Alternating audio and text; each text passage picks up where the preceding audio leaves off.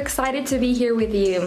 My name is Miss Carmina, and today we are going to read the first story of your awesome reader of 4th grade. Please open your awesome reader on page 6. The story is called The Beginning of the World. Are you ready? Okay, follow the reading, please. In ancient times, people didn't understand much about the world. They couldn't explain day and night or the seasons of the year. They didn't know what caused thunder and lightning or volcanic eruptions. They didn't know what the stars in the sky were. People of ancient cultures created stories to explain this natural phenomena. They believed these events were caused by one or more god or goddesses.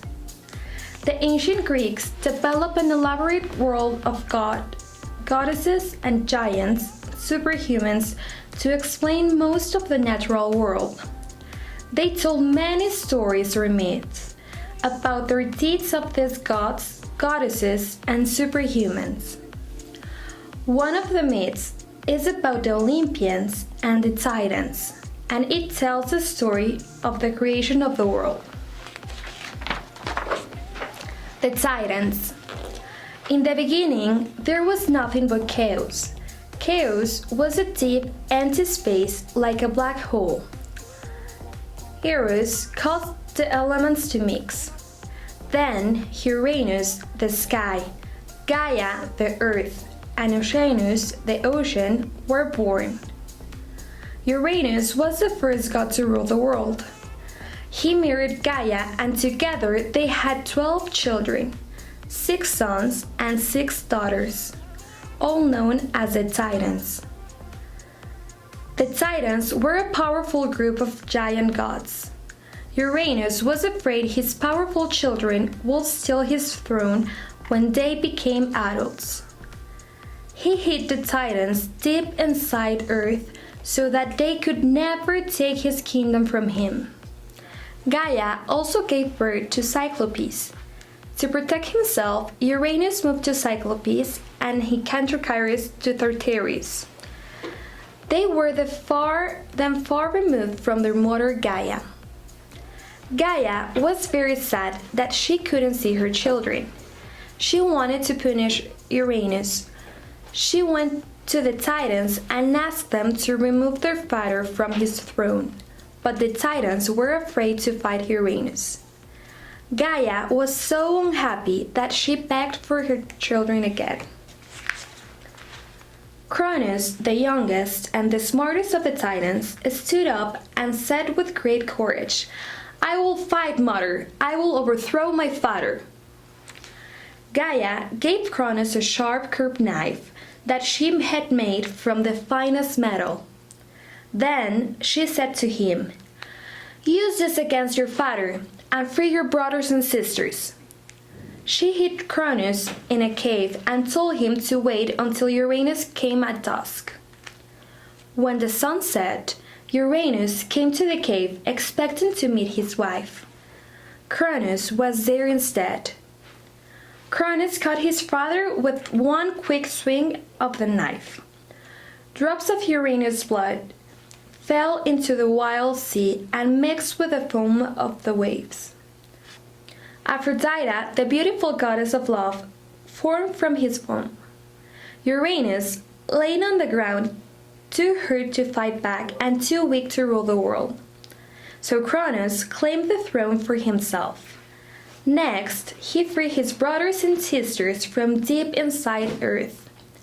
Then he married the lovely Rhea, and they ruled sky and earth together. The Olympians. Rhea learned that she was expecting a baby. Cronus was happy at first. Uranus and Gaia, however, warned Cronus that one of his children will overthrow him just as he had overthrown his father.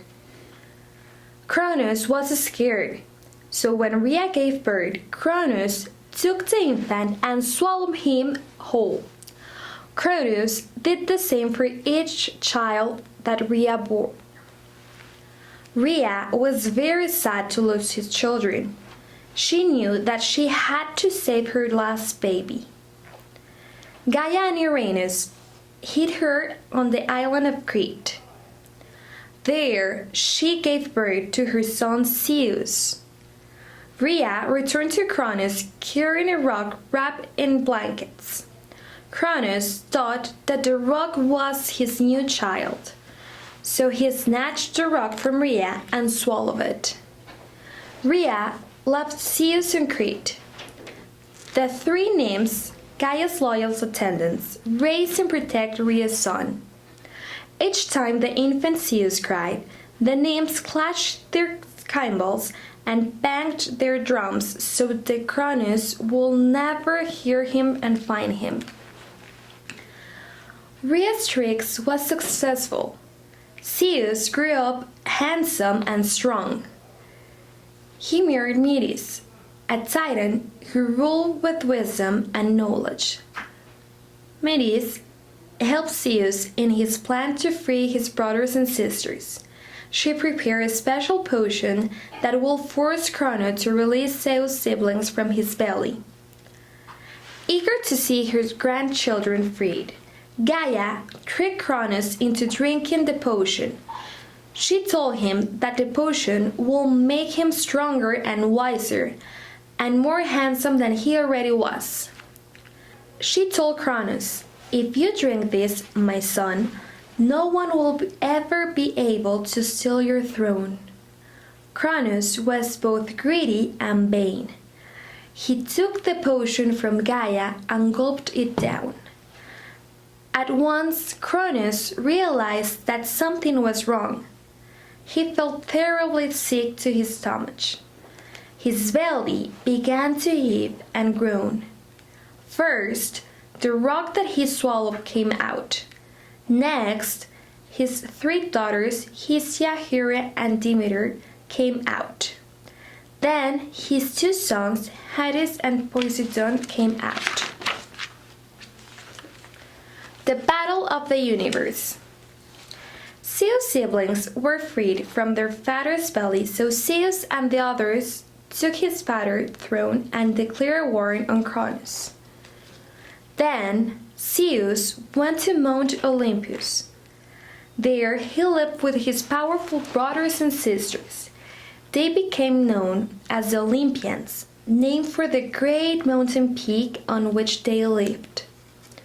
To prepare for battle, Cronus gathered his own brothers and sisters. His sisters refused to fight. The male titans, however, chose to fight with Cronus. Atlas, Prometheus' brothers, became a powerful titan leader in the battle against the Olympians. Only Epimetheus and Prometheus chose to fight on Zeus' side. The battle between the Olympians and the Titans was long and fierce. It nearly destroyed the universe. Each side fought hard. After nearly 10 years, no end to the war was in sight. Finally, Gaia came up with a plan to help Zeus. She told him about one-eyed Cyclope and the 100-armed Hecatoncheires. The three Cyclopes and the three Hecatoncheires were the giants of Uranus and Gaia's sons. They had long been held as prisoners deep within earth because of Uranus' great fear of them. Gaia told Zeus to release the giants and bring them to his inside of the struggle. The Cyclopes are skilled in making weapons, and each of the Hecatoncheires has the strength of 100 men. They will help you win, Gaia said. Zeus listened to Gaia's advice. He went down to Tartarus, where the Cyclopes and the Hecatoncheires were imprisoned. He killed the monster that guarded the giants and released them from their chains. He fed them with the food of the gods. They were grateful for their freedom and Zeus' kindness. They gave Zeus the gift of the thunder and the lightning bolt, which they had made. Then they swore to stand by the Olympians in their fight against the Titans. Immediately, the Cyclopes and the Hecantrocyrus showed their incredible strength in the battle. The Hecantrocyrus used their many arms to throw boulders at the Titans gathered at the foot of the Mount Olympus. Zeus gathered all of his might and hurled lightning bolts at the Titans below. Sky and earth crashed. The Titans were surrounded by hot flames and couldn't continue fight. The Hecantrocyrus watched the Titans struggle at the foot of Mount Olympus. The Hecantrocyrus picked up huge boulders and buried the Titans with them. Then Zeus rushed down and bound each Titan in chains and put them all in dark prison of Tartarus. Poor Atlas suffered an even worse punishment. Zeus forced him to bear the weight of earth and the sky on his shoulders. To keep the Titans from escaping the dark prison, Zeus surrounded all of the Tartarus with a stone wall and heavy bronze gates. The Cyclopes and the Hecantrocyrus will always keep watch over the Titans. As for the Olympians, each god was given a different territory to rule. Hades became the ruler of the underworld, Poseidon became the lord of the sea, and Zeus ruled over them all as king of the gods and the lord of the universe. The end.